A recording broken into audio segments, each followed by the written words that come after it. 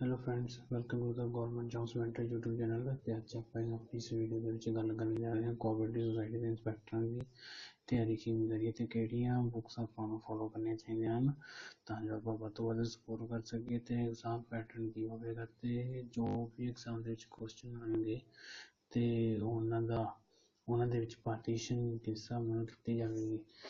ਤੇ ਜਿਵੇਂ ਤੁਸੀਂ ਥੰਬਨੇਲ ਤੋਂ ਜਿਵੇਂ ਤੁਸੀਂ ਇਮੇਜ ਦੇਖ ਰਹੇ ਹੋ, ਇਹਦੇ ਵਿੱਚ ਆਪਾਂ ਗੱਲ ਕਰਾਂਗੇ ਐਗਜ਼ਾਮ ਪੈਟਰਨ ਬਾਰੇ ਐਂਡ ਸਿਲੇਬਸ ਬਾਰੇ ਤੇ ਆਪਾਂ ਸ਼ੁਰੂ ਕਰਦੇ ਹਾਂ।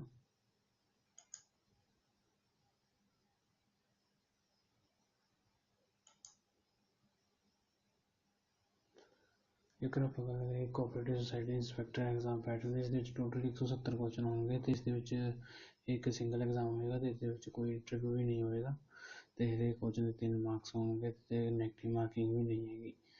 ਤੇ ਜੇ ਆਪਾਂ ਗੱਲ ਇਹਨਾਂ ਦੇ ਕੁਐਸਚਨ ਦੀ ਪਾਰਟੀਸ਼ਨ ਦੀ ਕਰੀਏ ਤਾਂ ਇੱਥੇ ਟੋਟਲ 100 ਕੁਐਸਚਨ ਹੋਣਗੇ।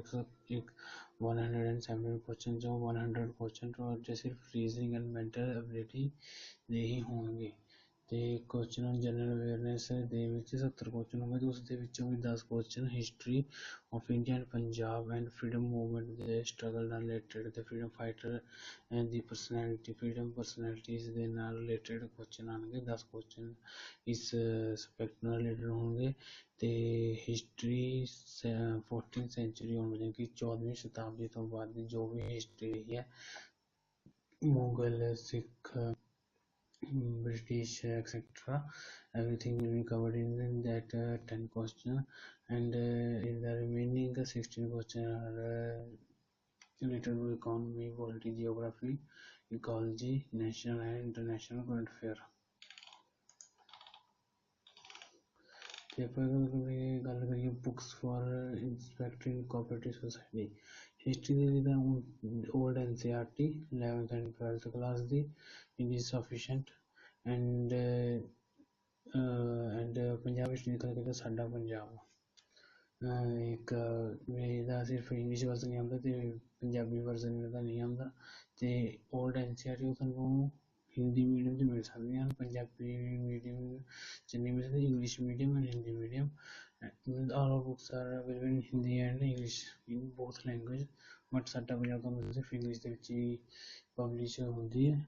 ਤੇ ਪੋਲਿਟੀ ਦੇ ਲਈ ਲਕਸ਼ਮੀਕਾਂਤ NCERT ਪੜ੍ਹਨ ਦੇ ਲਈ ਜ਼ਰੂਰੀ। Laxmikant is the best book but it is lengthy but not time consuming. If you are reading the Lakshmikant it will take a less time, very less time because very interesting books and very simple language and every concept is explained in a very simple language। ਜੇ ਆਪਾਂ ਗੱਲ ਕਰੀਏ geography ਤਾਂ NCERT from 6th to 10th are sufficient if you have a sufficient time you can also read the 11th and the 12th if you have sufficient time। and ਜੇ ਆਪਾਂ ਗੱਲ ਕਰੀਏ ecology ਦਾ ਤੇ ਸ਼ੰਕਰ IAS ਤੇ ਇੱਕ vision ਆਈ ਤੇ ecology ਦੀ PDF ਵੀ ਹੁੰਦੀ ਹੈ ਤੇ ਸ਼ੰਕਰ IAS ਦੀ ਇੱਕ ਬੁੱਕ ਆਉਂਦੀ ਆ ਤੇ ਉਹਨੂੰ ਵੀ ਤੁਸੀਂ ਫੋਲੋ ਕਰ ਸਕਦੇ ਹੋ, ਉਹਦੇ ਨਾਲ ਕਾਫੀ ਕੰਸੈਪਟ ਕਲੀਅਰ ਹੋ ਜਾਣਗੇ। ਤੇ ਜੇਕਰ ਸ਼ੰਕਰ IAS ਦੀ ਬੁੱਕ ਉਹ ਕਾਫੀ ਲੈਂਥੀ ਹੁੰਦੀ ਪਰ ਵਿਜ਼ਨ IAS ਦੀ ਜੋ ਉਹ ਇੰਨੀ ਜ਼ਿਆਦਾ ਲੈਂਥੀ ਨਹੀਂ ਹੁੰਦੀ ਤੇ ਪੁਆਇੰਟ ਟੂ ਪੁਆਇੰਟ ਹੁੰਦੀ ਹੈ। Vision IAS is also better for ਜਿਸ ਕੋਆਪਰੇਟਿਵ ਇੰਸਪੈਕਟਰ। ਪਰ ਜੇਕਰ ਗੱਲ ਕਰੀਏ ਆਪਾਂ ਪੰਜਾਬ PCS ਦਾ ਵੀ ਐਗਜ਼ਾਮ ਹੈ ਉਸ ਲਈ Shankar IAS is best and economy ਲਈ ਵੀ NCERT of 11th and 12th is sufficient if you can also read from 9th and 10th also। ਜੇ ਆਪਾਂ ਸਾਇੰਸ ਦੀ ਗੱਲ ਕਰੀਏ 6th and 10th 6th to 10th class the NCERT is more than sufficient and after reading that NCERT books you can also read the Lucent science portion as for revision and current affair ਦੀ ਆਪਾਂ ਗੱਲ ਕਰੀਏ ਤਾਂ ਇਸ ਦੇ ਵਿੱਚ ਆਪਾਂ ਨੂੰ magazines ਆਉਂਦੀਆਂ ਨੇ, follow newspaper Hindu and magazines ਆਉਂਦੀਆਂ ਨੇ insight and vision. Insight on India ਇਸ ਦਾ ਵੈਬਸਾਈਟ ਦਾ ਨਾਮ ਹੈ ਇਨਸਾਈਟ ਔਨ ਇੰਡੀਆ ਤੇ ਇਸ ਦੇ ਤੁਸੀਂ ਡੇਲੀ ਕਰੰਟ ਅਫੇਅਰ ਫੋਲੋ ਕਰੋ ਤੇ ਇਹਦੀ ਮੰਥਲੀ ਮੈਗਜ਼ੀਨ ਮਿਲ ਜਾਊਗੀ ਤੇ ਤੁਸੀਂ ਉਸ ਨੂੰ ਵੀ ਫੋਲੋ ਕਰ ਸਕਦੇ ਹੋ। ਇਹ ਇੰਗਲਿਸ਼ ਦੇ ਵਿੱਚ ਅਵੇਲੇਬਲ ਹੈ ਪਰ vision IAS the Hindi as well as English both language will be available and these are about the books for which you should read for crack that exam ਜੇ ਆਪਾਂ ਗੱਲ ਕਰੀਏ ਰੀਜ਼ਨਿੰਗ ਦੀ, ਮੈਂ ਇੱਕ PDF ਫਾਈਲ ਇੱਕ description ਦੇ ਵਿੱਚ link share ਕਰਾਂਗਾ, ਜੋ ਕਿ ਆਫੀਸ਼ੀਅਲ ਵੈਬਸਾਈਟ ਉੱਤੇ PDF ਫਾਈਲ ਹੈ, ਜਿਸ ਦੇ ਵਿੱਚ ਸਾਰੇ ਟੌਪਿਕਸ ਮੈਂਸ਼ਨ ਕੀਤੇ ਹੋਏ ਹਨ ਰੀਜ਼ਨਿੰਗ ਦੇ related. Reasoning will be not very medium moderate level, reasoning will be asked in that exam, and every means there are the various topics related to the reasoning. And if we talk about the level of the question, level of the questions are moderate, and there ask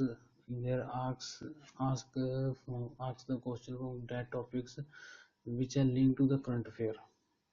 Means for example, if we're talking about the office of profit, ਉਹਨੇ ਦਿੱਲੀ ਦੇ 20 MLAs ਨੂੰ ਜੋ ਕਿ ਦਿੱਲੀ ਦੇ 20 MLAs ਨੂੰ court ਦੁਆਰਾ ਉਹਨਾਂ ਦੇ ਆਫਿਸ ਆਫ ਪ੍ਰੋਫਿਟ ਦੇ ਕੇਸ ਦੇ ਵਿੱਚ ਉਹਨਾਂ ਨੂੰ ਉਹਨਾਂ ਦੀ ਰਿਪਰੈਜ਼ੈਂਟੇਸ਼ਨ ਰੱਦ ਕਰ ਦਿੱਤੀ ਗਈ ਸੀ, ਕਿਉਂਕਿ ਉਹ ਐਜ਼ ਏ MLA ਦੇ ਨਾਲ ਉਹ ਸਰਵ ਕਰ ਰਹੀ ਸੀ ਪਾਰਲੀਮੈਂਟਰੀ ਸੈਕਟਰੀ ਦਿੱਲੀ ਗੌਰਮੈਂਟ ਦੇ ਵਿੱਚ, ਅਤੇ ਉਹਨਾਂ ਦੀ ਹੁਣ ਪਾਤਰਤਾ ਰੱਦ ਕਰ ਦਿੱਤੀ ਗਈ ਹੈ। ਅਤੇ ਤੁਹਾਨੂੰ ਕੁਐਸਚਨ ਪੁੱਛਿਆ ਜਾ ਸਕਦਾ ਹੈ ਆਫਿਸ ਆਫ ਪ੍ਰੋਫਿਟ ਦੇ ਨਾਲ ਰਿਲੇਟਡ, ਜਾਂ ਪਾਰਲੀਮੈਂਟਰੀ ਸੈਕਟਰੀ ਦੇ ਨਾਲ ਰਿਲੇਟਡ ਕੋਈ ਕੁਐਸਚਨ ਪੁੱਛਿਆ ਜਾ ਸਕਦਾ ਹੈ, ਜਾਂ ਫਿਰ ਦਿੱਲੀ ਦੀ ਤੁਹਾਨੂੰ ਜੋ ਸਟਰੈਂਥ ਹੈ ਕੈਬਨਿਟ ਦੀ ਉਹ ਪੁੱਛੀ ਜਾ ਸਕਦੀ ਹੈ, ਕਿਉਂਕਿ ਹੋਰ ਸਟੇਟਸ ਦੀ ਆਪਾਂ ਜੇ ਗੱਲ ਕਰੀਏ ਤਾਂ cabinet strength is 10% of the Minister of Councils, and but this is for 15% for Delhi, but I am not sure, it may be vice versa, something like that. Means you can understand the level of the question related to the current affair. They are asked questions solely from the static portion, but from that portion which are related to current affair. Okay, these are all about that inspector and cooperative society exam preparation. And if you have any inquiry, you can ask in the comment section, and like the video, subscribe the channel, and share the video.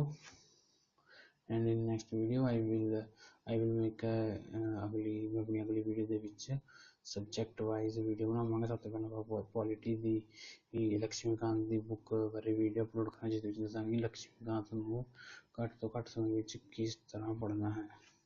ਤੇ thank you for watching.